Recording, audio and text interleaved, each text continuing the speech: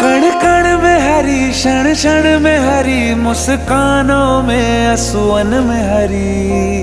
मन की आंखें तूने खोली तो ही दर्शन पाएगा, पता नहीं किस रूप में आकर नारायण मिल जाएगा।